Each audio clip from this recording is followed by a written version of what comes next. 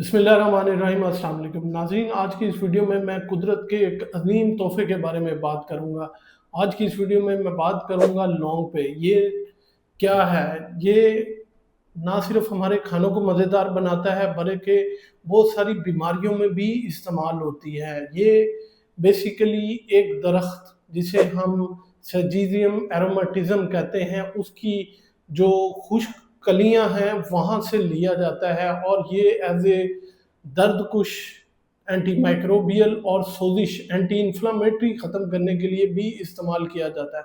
आज की इस वीडियो में मैं आपको बताऊँगा कि किस तरह आप लौंग को इस्तेमाल करके अपने जिस्म की डिफ़रेंट किस्म की जो बीमारियाँ हैं उनको ख़त्म कर सकते हैं। लौंग जो है वो ग़िज़ाई जिनास से बहुत अहमियत का हामिल है। इसमें विटामिन, मिनरल्स, एंटीऑक्सीडेंट्स, इसके अलावा इसमें फाइबर, तवानाई, carbohydrate, minerals, calcium, potassium, magnesium और कैल्शियम बहुत ज़्यादा मिकदार में पाया जाता है। ये ना सिर्फ़ हमें जो है तवानाई फ़राहम करते हैं, इसके अलावा हमारी सोजिश को ख़त्म करते हैं या इन्फ्लेमेशन को ख़त्म करते हैं। इसके अलावा हमें नींद का प्रोसेस जो है वो बहुत अच्छा जो है वो आता है और हमें जो डिप्रेशन है वो भी नहीं होता।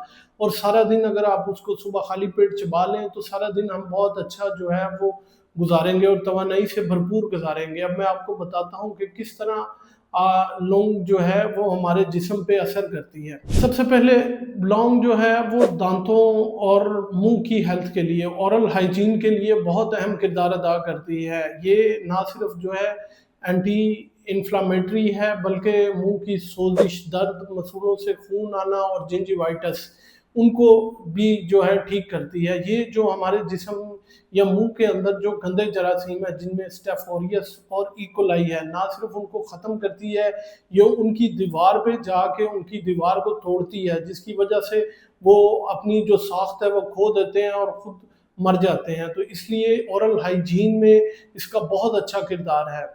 लौंग की ये सारी खसूसियात जो हैं वो इसमें जिंजीनोल नामी कंपाउंड है वो इस वजह से हैं। दूसरे नंबर पे जो है इंसुलिन की हसासियत को बहुत ज़्यादा बढ़ा देता है जिसकी वजह से आपकी शुगर जो है वो बहुत अच्छी कंट्रोल हो जाती है।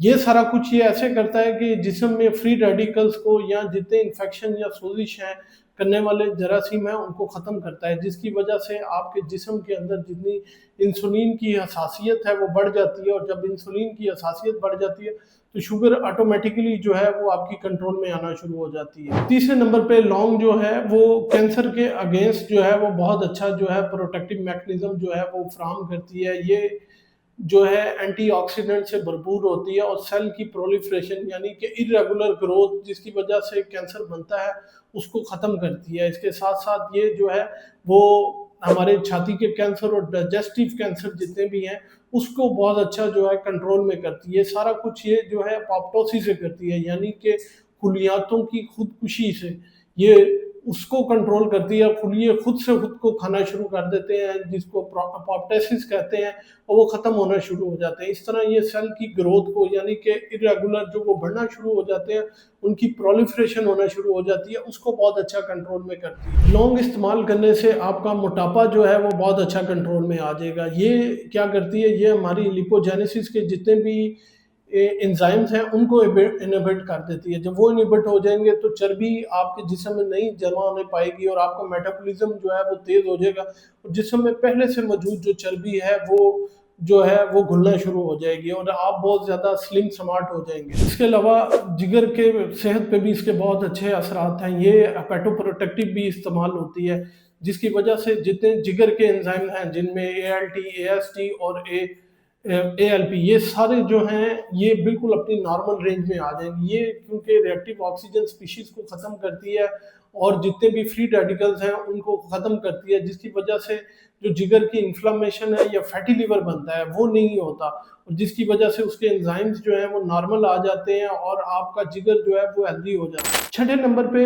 लौंग जो है वो दर्दकश दवा के तौर पे भी इस्तेमाल की जा सकती है। लौंग जो है आपको पता है कि ये जो है दांतों की दर्द में बहुत अच्छा जो है इसका इफ़ेक्ट है। इसके अलावा जो है ये एंटी इन्फ्लेमेटरी प्रॉपर्टीज़ भी इसकी बहुत अच्छी हैं। इसमें जो यूजिनॉल नामी कंपाउंड है वो हमारे सोजिश के मीडिएटर्स जैसे प्रोस्टाग्लैंडिन्स और ल्यूकोट्राइन्स इनको इनहिबिट करती है और ये सारा कुछ जो है ये एक पाथवे है, समझे एक रास्ता है जो कि साइक्लो ऑक्सीजनेज पाथवे है, जो रास्ता बनाते हैं हमारे जिस्म में इन्फ्लेमेशन का, ये उसको इनेबिट करती है, जिसकी वजह से आपके जिस्म में जो है सोजिश और दर्द के जो मीडिएटर्स हैं या समझ लें रतूबतें हैं वो नहीं पहुंच पाती, जिसकी वजह से जिस्म से इन्फ्लेमेशन और सोजिश जो है ख़त्म हो जाती है। लौंग का हमारे निज़ाम पे बहुत अच्छा इफेक्ट है। ये गैस, अफारा, तज़ाबियत और उकतायापन जिसकी वजह से आप डिप्रेशन में चले जाते हैं, ये उसको बहुत अच्छा कंट्रोल करती है। आंतड़ियों की हरकत को बहुत अच्छा बढ़ा देती है, हमारे जो सीपो हैं उसको कंट्रोल करती है और आंतड़ियों के अंदर जो अच्छे बैक्टीरिया हैं उनकी ग्रोथ को बढ़ाती है, जिसकी वजह से हमें खाना जो है वो बहुत जल्दी हजम होना शुरू हो जाता है और गैस नहीं बनती। लौंग के कुछ मुमकिन नुकसानात भी हैं लेकिन इसके कुछ फ़ायदे भी हैं।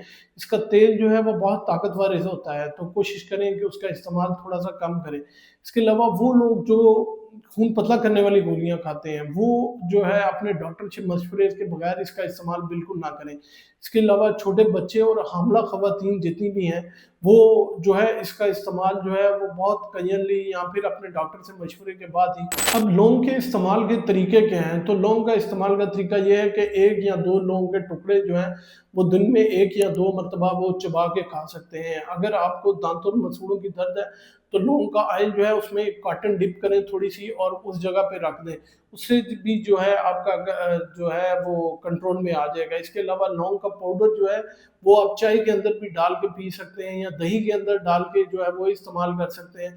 लौंग की चाय भी पी सकते हैं, थोड़ा सा कावा बना के लौंग की 2 तुरियां उसके अंदर डाल के वो आप पी सकते हैं, उससे आपकी इन्फ्लेमेशन जो है वो बहुत अच्छी कंट्रोल में आ जाएगी। नाज़रीन, आज की इस वीडियो में हमने जाना कि लौंग एक बहुत मौसर और कुदरती इलाज है इन्फ्लेमेशन के अगेंस्ट, शुगर के अगेंस्ट, निज़ाम की दर्द, मुंह के इन्फेक्शन के अगेंस्ट, लेकिन इसका इस्तेमाल जो है वो लिमिटेड होना चाहिए, ना कि बहुत ज़्यादा होना चाहिए। हर चीज़ के कुछ ना कुछ नुकसानात होते हैं। अगर आप किसी बीमारी में मुब्तला हैं तो लाज़मी अपने डॉक्टर से मशवरे के बाद ही कुछ ना कुछ इस्तेमाल करें। उम्मीद है ये मालूमात आप लोगों के लिए बहुत फ़ायदेमंद साबित होगी। अपना और अपने प्यारों का बहुत सा ख्याल रखिएगा, दुआओं में याद रखिएगा।